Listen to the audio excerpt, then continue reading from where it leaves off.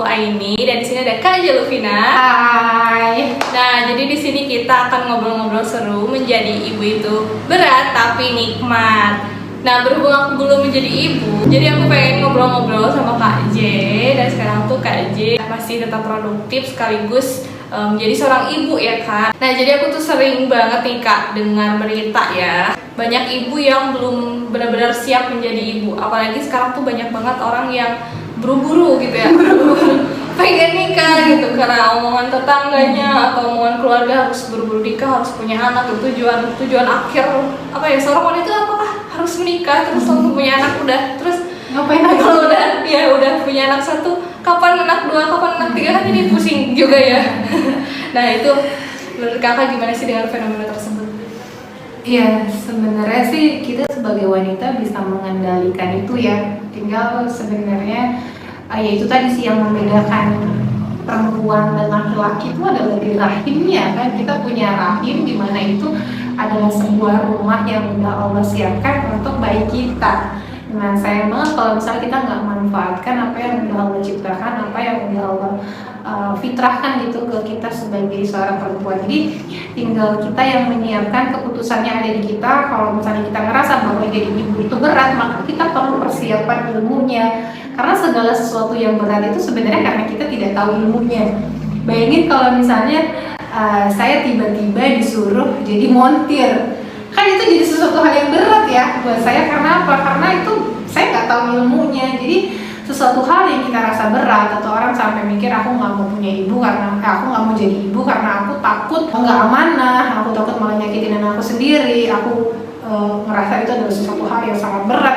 Ya kalau memang kita tahu itu berat, maka kita perlu persiapan untuk cari ilmunya, memantaskan diri gitu.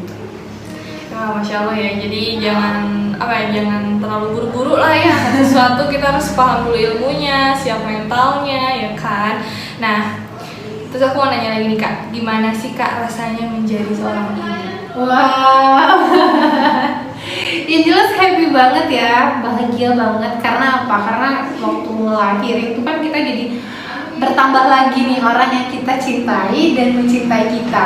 Misalnya saya punya anak 3, maka artinya saya membagi cinta saya ke 3 anak. Itu enggak benar. Yang benar adalah setiap saya melahirkan anak itu saya punya cinta sendiri gitu. Terus anak kedua saya punya cinta lagi yang baru gitu. Anak 3 saya punya cinta yang baru. Jadi setiap anak tuh punya cinta yang utuh sesuai dengan porsinya dia gitu. Jadi tuh cintanya malah nggak dibagi. Jadi sayang dong kalau misalnya banyak anak malah cintanya terbagi-bagi. Jadi mereka dapetnya sedikit-sedikit tuh enggak. Jadi kalau ditanya jadi ibu gimana rasanya, jelas bahagia banget. Apa ya, hormon kebahagiaan itu banyak banget. Apalagi waktu ngelahirin, terus waktu menyusui, waktu lihat ketawanya, waktu lihat dia pertama kali bisa bilang umi, terus ngelihat tingkah lucunya, wow itu menyenangkan banget. Dan apalagi kita berharap kita bisa sama-sama ke surga ya bareng anak-anak kita ya. Oke, apa sih Kak kesulitan yang Kakak rasakan ketika menjadi ibu? Mungkin kesulitannya tuh tapi lama-lama jadi ringan. Yang pertama karena menjadi ibu itu semuanya jadi serba pertama kali ngelahirin. Kalaupun punya 2 anak tuh pertama kali punya 2 anak. Jadi memang nggak punya pengalaman saat jadi ibu gitu kan. Waktu ngelahirin tuh nggak punya pengalaman buat ngelahirin. Jadi saat tahu tuh baru tau, oh rasanya kayak gini ya. Tapi juga setiap kelahiran tuh pasti ceritanya beda-beda gitu kan. Rasa sakitnya juga beda-beda. Sehingga yang jadi sulit itu, yang jadi berat itu karena aku nggak punya pengalaman sebelumnya jadi ibu. Dan akhirnya takdirku membawa aku menjadi seorang ibu gitu kan. Tapi menjadi nikmat karena rasa sakit itu tuh, ya rasa yang berat itu tuh nggak sebanding dengan kebahagiaannya. Misalnya memang waktu ngelahirin tuh sakit banget ya, sakit banget, nggak ada yang nggak sakit gitu. Tapi setiap orang punya rasa sakit yang berbeda ya. Tapi secara umum ya rasanya tuh sakit banget. Tapi rasa sakit itu tuh nggak sebanding dengan kebahagiaan kita dengar suara tangisan pertamanya, terus lihat wajahnya. Selama ini tuh cuma diusap-usap di perut, tapi tiba-tiba kita bisa bertemu, menatap matanya, bisa menyentuhnya, menggendongnya. Itu kan sesuatu hal yang awalnya berat ya waktu ngelahirin, tapi malah jadi nikmat banget waktu kita lihat wujudnya. Kemudian juga kayak proses menyusui itu pertama kali sakit banget, gitu, sakit banget ya. Pertama kali proses menyusui itu sakit banget, tapi ya waktu berhasil akhirnya bisa menyusui itu rasanya nikmat banget. Dan proses menyapih itu adalah proses kayak suatu hal yang berat juga, karena yang tadinya deket kita terus, nenen terus tiba-tiba dia harus mandiri gitu kan. Yang dulunya tidur mesti nenen dulu, tapi udah bisa nggak nenen, itu berat juga. Tapi ya lama-lama alhamdulillah proses itu udah berlalu gitu. Jadi sebenarnya ada banyak banget sih momen-momen berat tapi nikmat. Tapi saya percaya bahwa seberat-berat momen itu tetap jauh lebih banyak nikmatnya. Masya Allah ya, ternyata benar-benar berat banget. Tapi kalau kita menjalaninya dengan ikhlas, dengan apa ya, dengan rasa bersyukur, itu kayak gak kerasa ya Kak. Nikmat banget kerasanya. Iya bener banget. Gimana sih cara tetap bisa produktif nih ketika kita menjadi seorang ibu, dan kemudian kan sekarang Kakak seorang penulis juga, founder Nulisyu kan, dengan kesibukan Kakak itu gimana sih Kak caranya supaya tetap produktif? Oke, yang pertama banget adalah saya meyakini bahwa anak itu bukan penghalang untuk berkarya, tapi justru mereka adalah sumber energiku untuk aku terus berkarya. Aku pengen nih suatu hari nanti mereka bisa nikmatin karya-karya Uminya. Dan apalagi saya yakin, saya nggak tahu gitu sampai kapan saya bisa membersamai anak-anak saya gitu. Kalau misalnya nggak ada yang sesuatu hal yang bisa saya tinggalkan gitu kan, maka saya akan merugi banget. Jadi apalagi dengan menulis ini, saya mengabadikan momen-momen kebaikan, mengabadikan momen berharga, mengabadikan ilmu-ilmu yang saya punya, dan harapannya itu bisa dinikmati sama anak-anak saya. Meskipun nanti saya udah nggak ada, tapi mereka tetap bisa nikmatin itu. Jadi saya punya prinsip itu. Jadi nggak boleh nih menyanyiakan waktu gitu aja. Karena itu saya nggak tahu kapan waktu terakhir saya hidup di sini.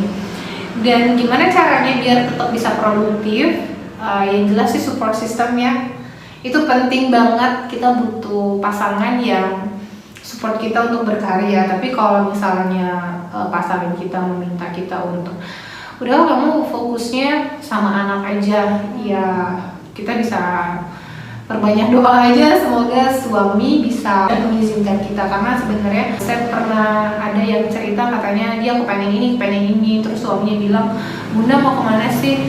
Surganya Bunda tuh cuma ngikutin maunya ayah aja," gitu kan. Jadi dia langsung iya ya gitu. Nah, tapi mudah-mudahan ya ini bisa juga sih dibicarain kalau misalnya sebelum nikah gitu kan. Jadi udah punya kesepakatan enaknya gimana nih kalau misalnya kita pasangan suami istri udah sepakat gimana nanti kalau punya anak, kita apakah boleh tetap berkarya, tetap beraktualisasi diri, dengan catatan kita nggak melalaikan anak-anak kita gitu kan. Udah punya aturannya gitu nih, kalau anak kayak gini dia sama siapa, nanti kita bisa gantian segala macam gitu kan. Kita butuh support system suami, itu yang penting banget sih, support system. Dan juga kita tahu waktunya, jadi emang nggak bisa dipaksain ya, juga ke manajemen. Iya, misalnya anak udah lagi cranky banget, nangis, tiba-tiba kita, wah aku harus nulis sekarang ya kan, nggak bisa juga. Kita ya harus tahu waktu. Enaknya tuh ya waktu anak misalnya lagi main sama neneknya, lagi main sama teman-teman, lagi tidur, jadi kita bisa tuh ambil waktu untuk produktif. Yang jelas sih, saya yakin, saya sadar sih setelah jadi ibu tuh 5 menit aja tuh berharga banget gitu ya. Jadi memanfaatkan waktu 5 menit aja tuh sangat berharga banget. Kita jadi lebih menghargai waktu dan nggak mau menyia-nyiakan kesempatan itu. Jadi kalau anak bobo atau apa lagi asik main, cepet-cepet gitu sambil baca buku kah, sambil ngapain kah, tentu ya dengan terus minta pertolongan sama Allah. Kadang kita nggak percaya gitu, ternyata aku bisa ya melakukan itu ya. Ternyata yang mungkin siapa tahu Allah memang menurunkan malaikat-malaikat untuk bantuin kerjaan kita. Gitu deh. Rasa nikmat banget ya kalau kita benar-benar udah mendalami peran itu gitu kan. Bener banget. Oke, terus aku mau nanya nih, ini pertanyaan pribadi aku ya. Aku kan belum menikah, tapi akan menikah. Nah, aku tuh kadang suka berpikir, aku tuh sebenarnya udah siap belum ya menjadi ibu gitu. Apakah aku harus nanti dulu atau langsung aja gitu ya? berencana gitu. Menurut kakak gimana sih caranya biar benar-benar aku tuh siap gitu kan punya anak gitu? Karena aku tuh sometimes mikirin kayak, duh gimana ya aku bisa nggak jadi ibu, aku takutnya aku tuh terlalu temperamen gitu untuk anak aku. Itu gimana sih Kak untuk menghilangkan kayak gitu? Sebenarnya sih kalau nanya kapan siapnya kita jadi ibu tuh mungkin nggak ada ibu yang benar-benar siap ya. Tapi dengan berjalan beriringnya waktu, dengan kita jadi ibu tuh kita jadi kayak apa sih namanya, belajar di perjalanan gitu. Kita belajar saat itu terjadi, dan itu tuh jadi makin nyiapin kita. Nah karena itu belum terjadi, selama itu belum terjadi kita jadi ibu ya, kita bisa nyiapin ilmunya. Dulu tuh saya karena pengen banget setelah nikah itu langsung punya anak.